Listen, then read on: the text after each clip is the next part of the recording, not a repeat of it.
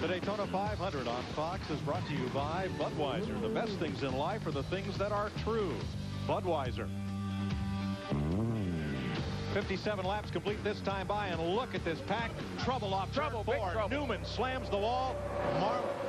Man. Comes Schrader, and Newman is in the air and over. Ryan Newman, last year's Rookie of the Year. The rear end ripped from the car as he slides down the asphalt, and when that car hit the grass of the tri-oval, Ryan Newman went upside down. Come on, boy, get out of there. A crash on pit road. Bobby Labonte has slammed into Ken Schrader as Schrader slid through the infield grass. And the problem was Schrader was already wrecked. They come down pit road. I don't think Schrader could control his car. Ryan's moving in the car. So he is moving around trying to get out. Not a whole lot he can do hanging there like that. I mean, he's got to have help. Pretty big boy. He didn't win it. Kenny Schrader's climbed out. Newman has signaled that he is okay. He is a strapping young fella. Yes, he is. Used to driving open-wheel sprint cars. I mean, Darrell, this is a predicament trying to get unhooked out of that car upside down. Well, you got seat belts, you got the Hans device. I mean, there's just so many things. You got to have help. Man, it ripped the rear end housing right out from under that race car. When it dug into that grass right there, it just started tearing the car apart.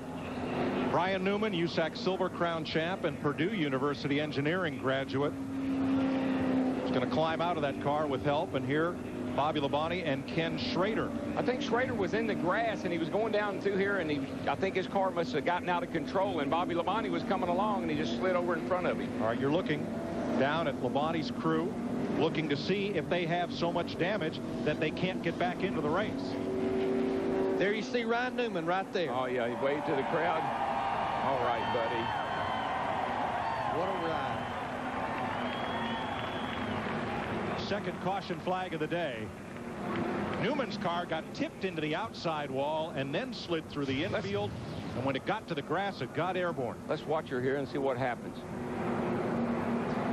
Oh, Kenny Schrader got out of control, got into him. Oh, that's what happened, Mike. His right rear tire came off. Car goes airborne, then when it hits the ground, it digs in and just rips it apart. Let me tell you, the way these cars are inside, he's like he's in a capsule in there. And so these cars, they've done such an incredibly good job with the safety and protecting the driver in these cars. Look at that thing lift up, Larry. Just takes off like an airplane. That's 3,400 pounds, folks, just lifting up in the air like a feather. And the right rear wheel digs into the dirt and tears the whole rear end loose from the car. Yeah, if the tire hadn't come off of the wheel, it probably wouldn't have turned over like that. But once the tire came off, and it dug in and flipped it. Now, when Schrader's car was heading down pit road, he was basically a passenger because the front end of his car had been heavily damaged. And I think that's what happened at the end of pit road. He just couldn't control his car.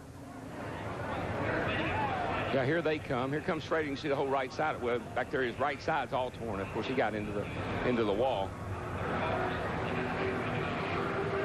The best news, driver number 12, Ryan Newman, climbed out of that car unhurt.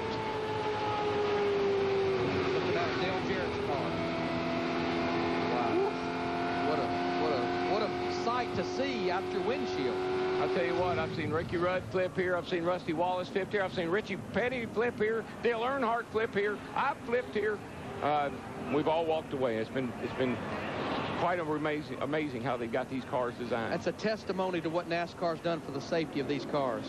That's why when they tell you to fix something or change something, you don't hesitate. You do it. Kenny Schrader and Bobby Labonte's crew are trying to see if they can get back in this race.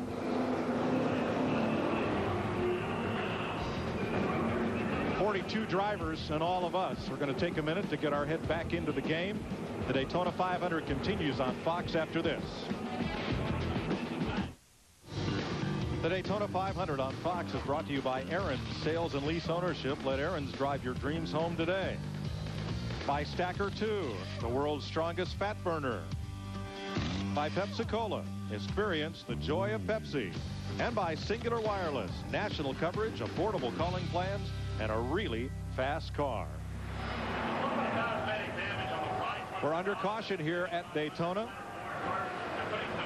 Ryan Newman gets upside down, but Darrell, it looked like Kenny Schrader might have had a little push. Yeah, I think he may have gotten a little tap from behind by Ward Burton, the way it looked.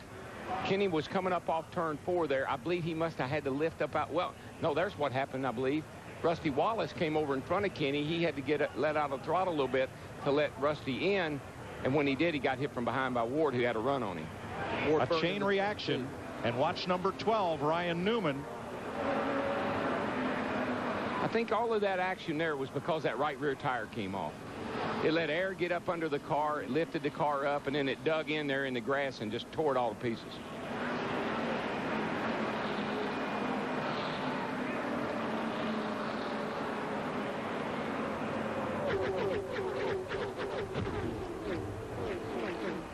That kind of puts it in perspective.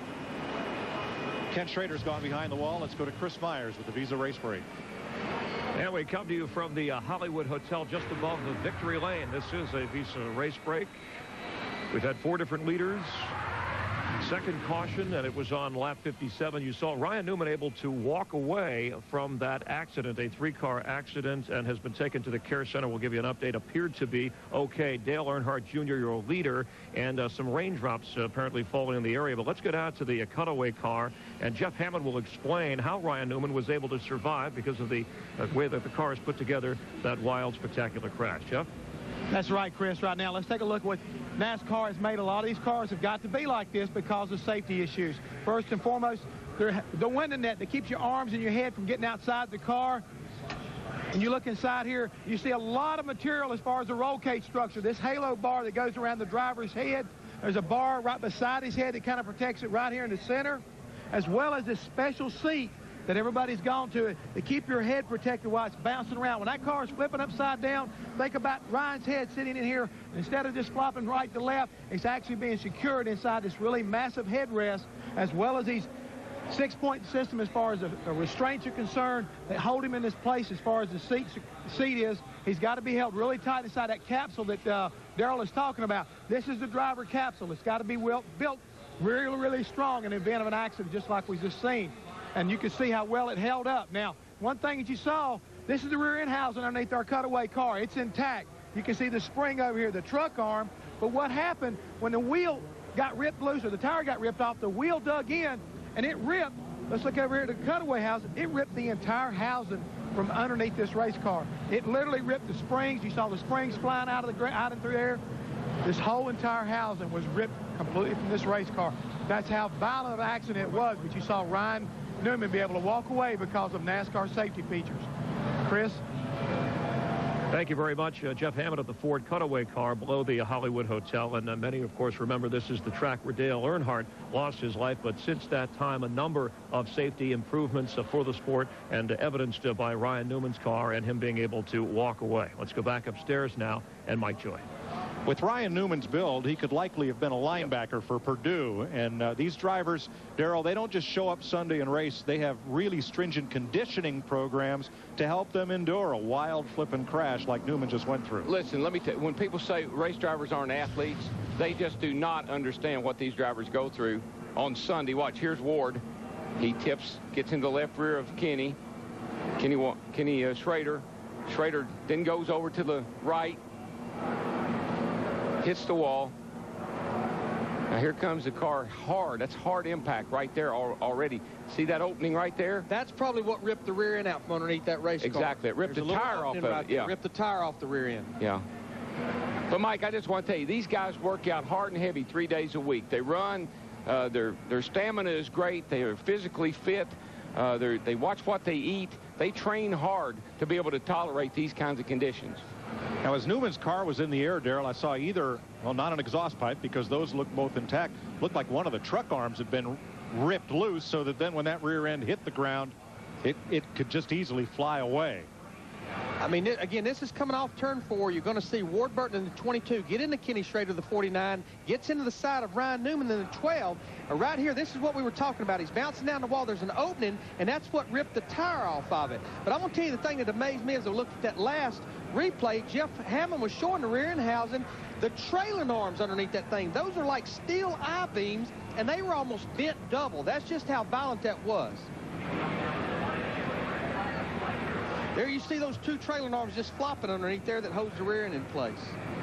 And the cars really and truly, folks, when you see the car coming apart like that, that's good news. That's dissipating energy.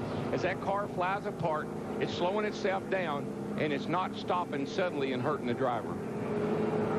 Rain begins to fall here at the Daytona International Speedway. This storm system has been moving across Florida all morning. It was expected to come in here sometime this afternoon. Here are the various scenarios. Hopefully we can get this race completed during this afternoon, get the track dry and get back to racing. If not, the track is lit for night racing. We've not completed 100 laps, which would be halfway and make this race official.